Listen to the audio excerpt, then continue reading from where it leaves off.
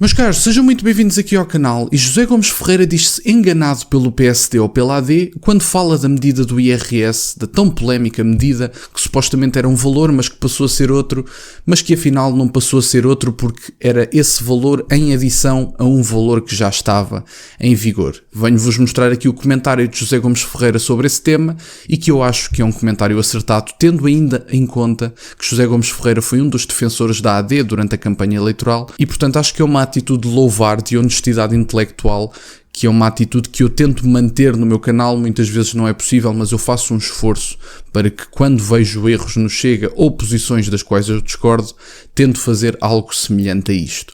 Já o fiz sobre a TAP, por exemplo, que é uma posição que o Chega tem, que vocês sabem que eu não concordo.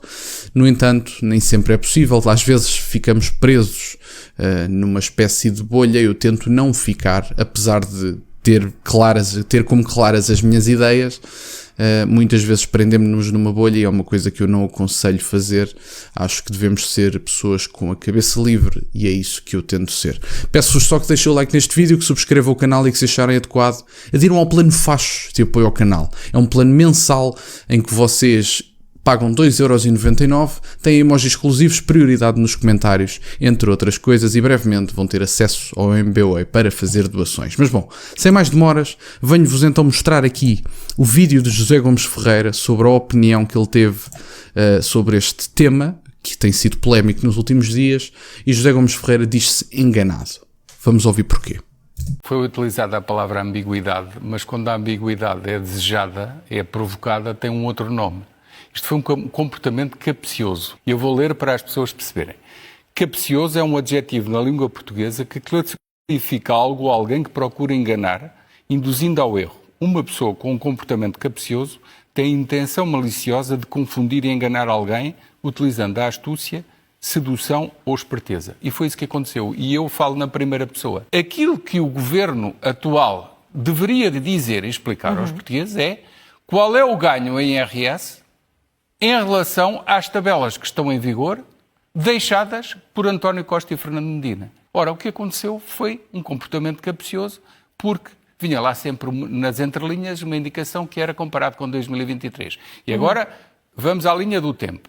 Eu, desde há muitos anos, eu acho que é importante, antes de José Gomes Ferreira continuar, eu acho que é importante dizer isto, porque ainda que venham agora representantes do PSD dizer que não houve nenhum engano, que não houve nenhuma mentira, que não houve nada, o que é facto é que quando vocês apresentam uma medida e querem fazer uma alteração do Código Fiscal, querem fazer uma alteração de uma lei, querem fazer uma alteração de uma coisa, as pessoas pressupõem todas que a alteração que vocês querem fazer tem a ver com a lei que já está em vigor. Ou seja, vocês têm uma lei em vigor e dizem: eu quero alterar a lei da imigração.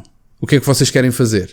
Querem colocar ou alterar ou substituir uma lei que já existe, uma lei que já lá está, e vocês querem fazer uma alteração tendo em conta a lei que está presente. O que o PSD fez não foi isto. O PSD diz que queria fazer uma redução fiscal com base nos valores em 2023, o que é completamente imbecil, porque o orçamento de Estado vigente é de 2024, o Partido Socialista já tinha feito essa redução, ou parte dessa redução, e o que o PSD fez foi adicionar a sua parcela de redução à medida do Partido Socialista. Ora, eu não vejo que isso seja mau, aliás, é boa a redução de impostos, obviamente, por mais pequena que seja. No entanto, o que o PSD deu a entender foi que a redução de impostos com base em IRS ia ser por volta de 3 mil milhões de euros e, aliás, a SIC já fez questão, a SIC Notícias também, se não estou em erro, já fez questão de demonstrar Luís Montenegro em debate com Pedro Nuno Santos, em que ele fala de uma redução fiscal com base em IRS de 3 mil milhões de euros. E, portanto, o que se pressupunha era que Luís Montenegro ia fazer uma redução extra a esta que iria prefazer os 3 mil milhões de euros. Sinceramente, não sei o que é que se esperava, tendo em conta que era com base numa tabela de 2023. Eu não sei como é que estavam os valores em 2023, como é óbvio, mas o que tem que se ter em conta é que não se fazem medidas com base no ano passado, tendo em conta que estamos em abril, faz-se medidas com base naquilo que está presente e naquilo que aparece. Agora vocês dizem: mas isso era a ideia do PSD desde o início, eles não mentiram. Bom, então pelo menos, no mínimo, pelo menos houve uma falha de comunicação ou um engano às pessoas que ouviram e receberam esta medida de forma incrédula porque estavam à espera de mais. Mas vamos ouvir o resto. Publicamente tenho divergências com o modelo económico de António Costa e nunca o escondi. Já quanto às questões financeiras, apoiei-o sempre na questão da redução do déficit, mas ao longo dos anos, fosse António Costa, fosse Mário Centeno, fosse João Leão, fosse Fernando Medina, com quem eu tenho essas públicas divergências de opinião, nunca me enganaram. Isto é a factualidade. Nunca me enganaram. Ou seja, Zé, este foi... Sinto-me enganado. O José Gomes Ferreira tem aqui razão e eu percebo o que ele diz, ainda que ele discorde de António Costa, de Mário Centeno, seja de quem for, ele sabia o que vinha de cada um. Ele sabia que António Costa apostou numa carga de impostos gigantesca, a maior de sempre em Portugal, e Pedro Nuno Santos utiliza essa questão da carga fiscal para se comparar ao resto da União Europeia e diz que a taxa não é nada demais. Bom, o poder de compra é muito menor em Portugal, tendo em conta que o salário também é um dos mais baixos, portanto, e a devolução que nós temos dos impostos em serviços públicos é uma tradução praticamente inexistente, porque nós vemos, e como eles tanto se orgulham de falar, o Partido Socialista, um dos maiores investimentos de sempre na saúde, nem por isso vemos tradução em serviços públicos, em menores filas de espera, mais profissionais de saúde, etc, etc, etc.